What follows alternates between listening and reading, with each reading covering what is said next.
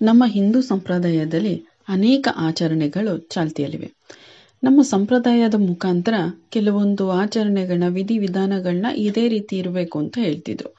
ಹಬ್ಬ ಹರಿದಿನ ಆಗಿರ್ಬೋದು, ನಾವು ಹೆಣ್ಣು ಮಕ್ಕಳು ಅಥವಾ ಗಂಡು ಮಕ್ಕಳು ಇರೋ ರೀತಿ ಆಗಿರ್ಬೋದು, ಹಾಕೊಳ್ಳುವಂಥ ಬಟ್ಟೆಗಳಾಗಿರ್ಬೋದು, ಇದು ಎಲ್ಲದಕ್ಕೂ ಒಂದು ರೀತಿ ನೀತಿ ಅಂತ ಇತ್ತು. ಅವರು ಹೆಣ್ಮಕ್ಳುಗಳು ಕಾಲುಂಗುರ ಹಾಕ್ಕೊಳ್ಳೋದು, ಹಣೆಗೆ ಸಿಂಧೂರ ಇಡುವಂಥದ್ದು, ಹೂ ಮುಡಿಯುವಂಥದ್ದು, ಪ್ರತಿಯೊಂದಕ್ಕೂ ಅದರದ್ದೇ ಆದ ಒಂದು ಹಿಂದೆ ಒಂದು ನಂಬಿಕೆ ಇದ್ರೂ ಅದು ಅದರಿಂದ ಒಂದು ಪ್ರಯೋಜನ ಇದೆ ಅಂತ ಗೊತ್ತಿದ್ರೂ ಆ ಏನು ಹೇಳ್ದೇನೆ ಇದೊಂದು ನಂಬಿಕೆ, ಇದೊಂದು ಆಚಾರ ಮಾಡಬೇಕು ಅಂತ ಹೇಳ್ತಿದ್ರು. ಯಾಕಪ್ಪ ಅಂದರೆ ಆಗ ಇದೊಂದು ಆಚಾರ, ಇದೊಂದು ಧಾರ್ಮಿಕ ನಂಬಿಕೆ ಎಂದಾಗ ಅದನ್ನು ಪ್ರಶ್ನೆ ಮಾಡ್ದೇನೆ ಮಾಡುವಂಥ ಒಂದು ಕಾಲ ಇತ್ತು. ಆದರೆ ಈಗ ಅದನ್ನು ಪ್ರಶ್ನೆ ಮಾಡ್ತಾರೆ.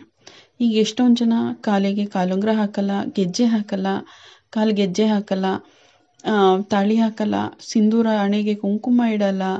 ಆ ರೀತಿ ತುಂಬ ಅಂದರೆ ಆಚರಣೆಗಳನ್ನ ಯಾಕೆ ಮಾಡಬೇಕು, ಅದರಿಂದ ಸುಮ್ಮನೆ ಅಂತ ಈಗ ಮಾಡೋದನ್ನು ನಿಲ್ಲಿಸ್ಬಿಟ್ಟಿದ್ದಾರೆ. ಆದರೆ ಅದು ಪ್ರೂವ್ ಕೂಡ ಆಗಿದೆ, ಸೈಂಟಿಫಿಕಲಿ ಕೂಡ ನಮಗೆ ಪ್ರೂವ್ ಆಗಿದೆ ಇವೆಲ್ಲ ಒಂದು ಆಚರಣೆಯ ಹಿಂದೆ ಒಂದು ವೈಜ್ಞಾನಿಕ ಕಾರಣಗಳು ಕೂಡ ಇದೆ ಅಂತ. ಹಾಗೆ ಹೆಣ್ಮಕ್ಳುಗಳು ಹೂ ಮುಡಿಯೋದು ಅಂತ ಇದೆ. ಮುತ್ತೈದೆ ಹೆಂಗಸರು ಪ್ರತಿದಿನ ಹೂ ಮುಡಿಬೇಕು ಅಂತ ಹೇಳ್ತಾರೆ. ಅದರಲ್ಲಿ ಹೆಣ್ಮಕ್ಳುಗಳು ಹೂ ಮುಡಿಬೇಕು, ಮುತ್ತೈದೆ ಹೆಂಗಸರು ಪ್ರತಿದಿನ ಹೂ ಮುಡಿಲೇಬೇಕು. ಅದು ಗಂಡನ ಆಯಸ್ಸನ್ನು ಹೆಚ್ಚಿಸುತ್ತೆ ಅಂತ ಹೇಳ್ತಿದ್ರು. ಆಗಿನ ಕಾಲದಲ್ಲಿ ಗಂಡನ ಆಯಸ್ಸು ಹೆಚ್ಚಿಸುತ್ತೆ ಅಂದರೆ ಪತಿಗೋಸ್ಕರ ಹೂ ಮುಡಿತಾರೆ ಅನ್ನೋ ನಂಬಿಕೆಯಿಂದ ಹೇಳ್ತಿದ್ರು. ಆದರೆ ಈಗ ಅದೆಲ್ಲ ಮೂಢನಂಬಿಕೆ ಅಂತ ಬಂದಿತ್ತು. ಕೆಲವೊಂದು ಆಚರಣೆಗಳು ಮೂಢನಂಬಿಕೆ ಆದರೂ ಎಲ್ಲ ಆಚರಣೆಗಳು ಮೂಢನಂಬಿಕೆ ಆಗಿರಲ್ಲ.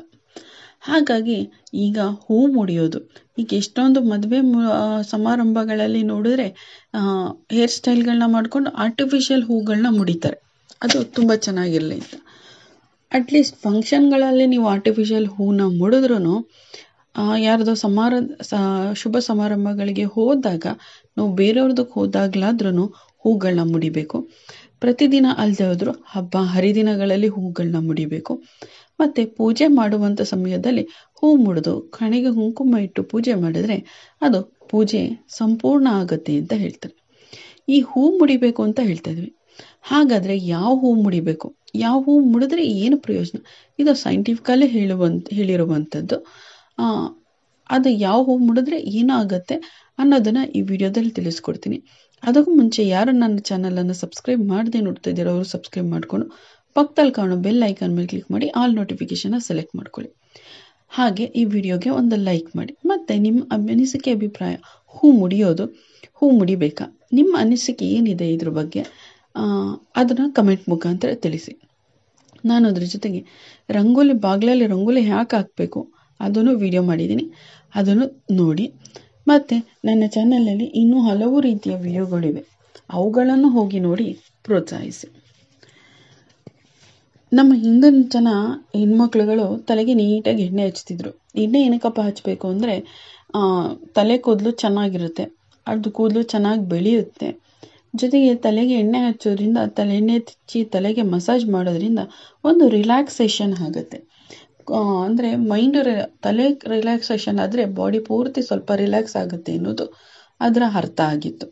ಆದರೆ ಈಗ ಎಣ್ಣೆ ಹಚ್ಕೊಳ್ಳೋದಂತೂ ತುಂಬ ಅಪರೂಪ ಆಗಿದೆ. ಹಾಗೆ ತಲೆಗೆ ಸ್ನಾನ ಮಾಡ್ತಾರೆ. ಆಗ ಹೆಚ್ಚಾಗಿ ತಲೆಗೆ ಸ್ನಾನ ಮಾಡ್ತಿರ್ಲಿಲ್ಲ, ಈಗ ಹೆಚ್ಚಾಗಿ ತಲೆಗೆ ಸ್ನಾನ ಮಾಡ್ತಾರೆ. ಇನ್ನೊಂದೇನಪ್ಪ ಅಂದರೆ ನಾವು ಹೆಣ್ಮಕ್ಳುಗಳು ತಿಳ್ಕೊಬೇಕಾದದ್ದು, ನಾವು ತಲೆಗೆ ಸ್ನಾನ ಮಾಡಬೇಕಾದಾಗ ತಲೆಗೆ ಎಣ್ಣೆ ಹಚ್ಚಿರಲೇಬೇಕು. ನೀವು ತಲೆಗೆ ಎಣ್ಣೆ ಹಚ್ಚದೇ ಮಾಡ್ತಾ ಇದ್ದೀವಿ, ವಾರ ಏನೋ ಇದೆ, ಹಬ್ಬ ಇದೆ, ನೆನೆ ಎಣ್ಣೆ ಹಚ್ಚೋಕ್ಕಾಗಲಿಲ್ಲ ಅಂದವರು ಬೆಳಿಗ್ಗೆನಾದ್ರೂ ತಲೆಗೆ ಎಣ್ಣೆ ಹಚ್ಚಿ ಸ್ನಾನ ಮಾಡಿದ್ರೆ ತುಂಬ ಒಳ್ಳೆಯದು. ತಲೆ ಪೂರ್ತಿ ಎಣ್ಣೆ ಹಚ್ಚೋಕ್ಕಾಗಲಿಲ್ಲ ಅಂದ್ರೆ ನೆತ್ತಿಗೆ ಸ್ವಲ್ಪ ಕೈ ಎಣ್ಣೆ ಅಥವಾ ಕೊಬ್ಬರಿ ಎಣ್ಣೆನೆ ನೆತ್ತಿಗೆ ಸ್ವಲ್ಪ ಹಚ್ಚಿ ಸ್ವಲ್ಪ ಹೊತ್ತು ಬಿಟ್ಟು ಆನಂತರ ಸ್ನಾನ ಮಾಡೋದು ತುಂಬ ಒಳ್ಳೆಯದು.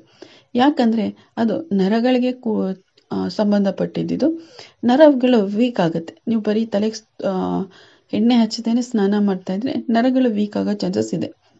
ಹಾಗಾಗಿ ಎಣ್ಣೆ ಹಚ್ಚಿ ತಲೆಗೆ ಸ್ನಾನ ಮಾಡಿದ್ರೆ ಕೂದಲು ಕೂಡ ಫ್ರೆಶ್ ಆಗಿ ಕಾಂತಿಯುತವಾಗಿರುತ್ತೆ. ಜೊತೆಗೆ ನಾವು ಹೂಗಳನ್ನ ಮುಡಿಬೇಕು.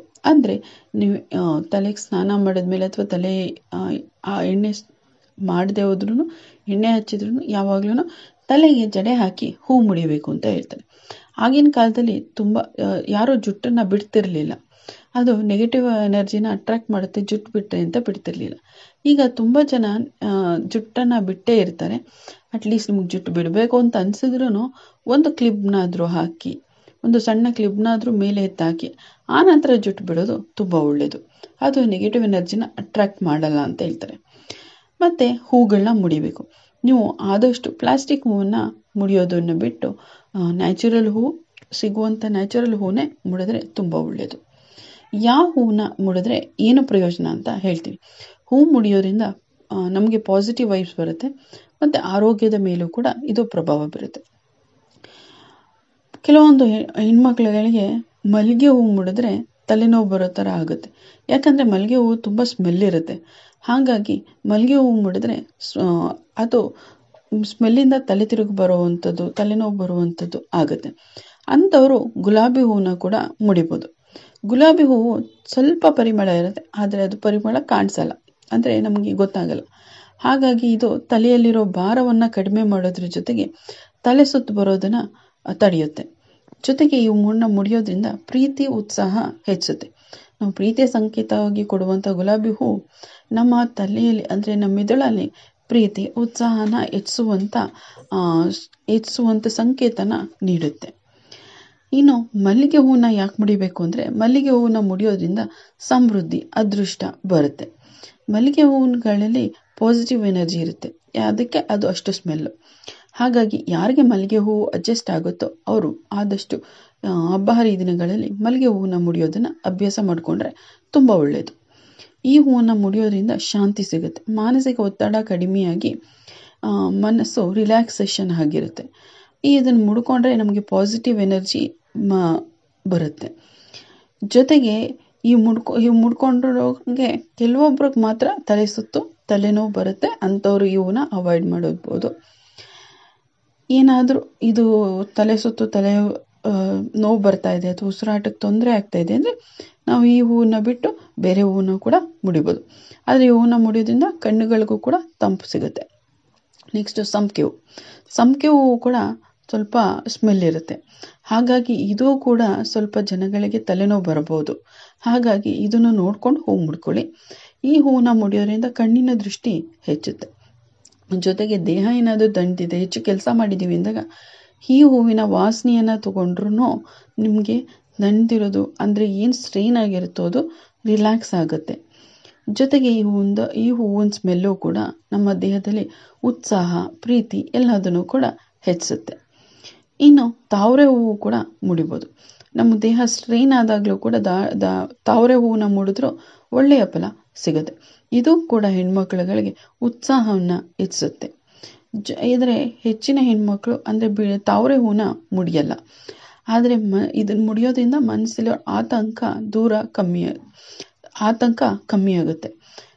ಮನಸ್ಸಿನಲ್ಲಿ ಏನಾದ್ರು ಭಯ, ಏನಾದರೂ ಆತಂಕ, ದುಗುಡ ಇದ್ದರೆ ಅದೆಲ್ಲ ಕಮ್ಮಿಯಾಗಿ ಮನಸ್ಸಿಗೆ ನೆಮ್ಮದಿಯಾಗಿ ಮನಸ್ಸು ಹಗುರಾಗಿ ಮತ್ತೆ ಉತ್ಸಾಹದಿಂದ ಕೆಲಸ ಮಾಡೋದಕ್ಕೆ ಸಹಾಯ ಆಗುತ್ತೆ. ಇನ್ನು ಸೇವಂತಿಗೆ ಹೂವು ಮುಡಿದ್ರೂ ಕೂಡ ಸಂತೋಷವಾಗಿರ್ತೀರಿ, ಸಂಸಾರದಲ್ಲಿ ಸಂತಸ ಹೆಚ್ಚುತ್ತೆ ಅಂತ ಹೇಳ್ತಾರೆ. ದಾಸವಾಳದ ಹೂವು ಕೂಡ ಶಕ್ತಿಯ ಸಂಕೇತ ಆಗಿರುತ್ತೆ. ಹಾಗಾಗಿ ಇದನ್ನು ಕಾಳಿ ದೇವಿನ ಪೂಜೆ ಮಾಡೋದಕ್ಕೆ ಬಳಸ್ತೀವಿ, ಮತ್ತು ಗಣಪತಿಯನ್ನು ಕೂಡ ಪೂಜೆ ಮಾಡೋದಕ್ಕೆ ಬಳಸ್ತೀವಿ. ಹಾಗಾಗಿ ಈ ಹೂವನ್ನ ಮುಡ್ಕೊಂಡ್ರೂ ಕೂಡ ತುಂಬ ಶುಭ, ಪಾಸಿಟಿವ್ ಎನರ್ಜಿ ಬರುತ್ತೆ ಅಂತ ಹೇಳ್ತಾರೆ. ಇನ್ನು ನಗರದ ಹೆಣ್ಣು ಮಕ್ಕಳಿಗಿಂತ ಹಳ್ಳಿ ಹೆಣ್ಮಕ್ಳುಗಳು ಹೂವನ್ನ ಮುಡಿಬೇಕಾದ್ರೆ ಕಣಗಿಲೆ ಹೂವನ್ನ ಮುಡ್ಕೋತಾರೆ. ಆ ಹೂವಿನಲ್ಲಿ ಪರಿಮಳ ಇರೋದಿಲ್ಲ, ಆದರೆ ನೋಡೋಕ್ಕೆ ತುಂಬ ಚೆನ್ನಾಗಿರುತ್ತೆ. ಹಾಗಾಗಿ ಇದರಲ್ಲಿ ತಲೆನೋವು ಬರೋ ಚಾನ್ಸಸ್ ಇರೋದಿಲ್ಲ. ಯಾಕಂದರೆ ಸ್ಮೆಲ್ಲಿರೋ ಹೂವನ್ನ ಮುಡ್ಕೊಂಡ್ರೆ ತಲೆ ಸುತ್ತು ತಲೆನೋವು ಬರುತ್ತೆ. ಇದು ಸ್ಮೆಲ್ ಇಲ್ಲದೆ ಇರೋದ್ರಿಂದ ತಲೆ ಸುತ್ತು ತಲೆನೋವು ಬರೋದಿಲ್ಲ. ಆದರೆ ಆಧ್ಯಾತ್ಮಿಕವಾಗಿ ನೋಡಿದ್ರೆ ನಮಗೆ ಮಲ್ಲಿಗೆ, ಗುಲಾಬಿ ಹೂಗಳನ್ನ ಮುಡ್ಕೊಂಡ್ರೆ ಲಕ್ಷ್ಮೀ ದೇವಿಯ ಕೃಪೆ ಆಗತ್ತೆ ಅಂತ ಹೇಳ್ತಾರೆ. ಹಾಗಾಗಿ ಯಾರಿಗೆ ಮಲ್ಲಿಗೆ ಹೂವು, ಗುಲಾಬಿ ಹೂವು ಮುಡ್ಕೊಳ್ಳೋಕ್ಕಾಗುತ್ತೋ ಅವರು ಮಲ್ಲಿಗೆ, ಗುಲಾಬಿಯನ್ನು ಮುಡ್ಕೊಂಡ್ರೆ ತುಂಬ ಒಳ್ಳೆಯದು. ಅದೃಷ್ಟ ಬರುತ್ತೆ, ಲಕ್ಷ್ಮೀ ದೇವಿಯ ಆಶೀರ್ವಾದ ಆಗುತ್ತೆ, ಅವ್ರ ಜೀವನದಲ್ಲಿ ಶುಭ ಅನ್ನೋದು ಬರುತ್ತೆ ಅಂತ ಹೇಳ್ತಾರೆ. ನೋಡಿ, ಇದು ಸೈಂಟಿಫಿಕಲಿ ಕೂಡ ಪ್ರೂವ್ ಆಗಿರುವಂಥದ್ದು, ಯಾವ ಹೂವನ್ನು ಮುಡಿದ್ರೆ ಏನು ಉಪಯೋಗ ಅಂತ. ಹಾಗೆ ನಾವು ಹೂವನ್ನು ಮುಡಿಯೋದು ತುಂಬ ಒಳ್ಳೆಯದು, ಪಾಸಿಟಿವ್ ಎನರ್ಜಿ ಬರುತ್ತೆ. ಹಾಗೆ ಜುಟ್ಟು ಬಿಡೋದನ್ನು ಅವಾಯ್ಡ್ ಮಾಡಿ. ಜಡೆ ಹಾಕೋದನ್ನು ಅಭ್ಯಾಸ ಮಾಡ್ಕೊಳ್ಳಿ. ಜುಟ್ಟು ಬಿಡಲೇಬೇಕು ಅನ್ನೋರು ಎತ್ತಿ ಒಂದು ಸಣ್ಣ ಕ್ಲಿಪ್ನೋ ಪಿನ್ನೋ ಹಾಕಿ ಆನಂತರ ಜುಟ್ಟು ಬಿಡೋದು ತುಂಬ ಒಳ್ಳೆಯದು. ಆದಷ್ಟು ಜುಟ್ಟು ಬಿಡೋದನ್ನು ಅವಾಯ್ಡ್ ಮಾಡಿ. ನೆಗೆಟಿವ್ ಎನರ್ಜಿ ಅಟ್ರಾಕ್ಟ್ ಆಗೋ ಚಾನ್ಸಸ್ ಇರುತ್ತೆ. ಈ ವಿಡಿಯೋ ಇಷ್ಟ ಆಗಿದೆ ಅಂತ ಭಾವಿಸ್ತೀನಿ. ಇಷ್ಟ ಆಗಿದ್ರೆ ಲೈಕ್ ಮಾಡಿ. ಹಾಗೆ ನನ್ನ ಚಾನಲ್ ಇನ್ನೂ ಯಾರು ಸಬ್ಸ್ಕ್ರೈಬ್ ಮಾಡದೆ ನೋಡ್ತಾ ಇದ್ದೀರಾ ಅವರು ಸಬ್ಸ್ಕ್ರೈಬ್ ಮಾಡಿಕೊಂಡು ಪಕ್ಕದಲ್ಲಿ ಕಾಣೋ ಬೆಲ್ ಐಕಾನ್ ಮೇಲೆ ಕ್ಲಿಕ್ ಮಾಡಿ ಆಲ್ ನೋಟಿಫಿಕೇಶನ್ ಸೆಲೆಕ್ಟ್ ಮಾಡ್ಕೊಳ್ಳಿ.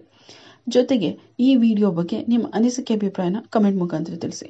ಜೊತೆಗೆ ನಿಮಗೆ ಇನ್ಯಾವುದಾದ್ರೂ ವಿಷಯದ ಬಗ್ಗೆ ನಿಮಗೆ ಮಾಹಿತಿ ಬೇಕು ಅಂದರೆ ಕಮೆಂಟ್ ಮುಖಾಂತರ ತಿಳಿಸಿದ್ರೆ ನಾನು ಅದ್ರ ಬಗ್ಗೆ ವಿಡಿಯೋ ಮಾಡ್ತೀನಿ.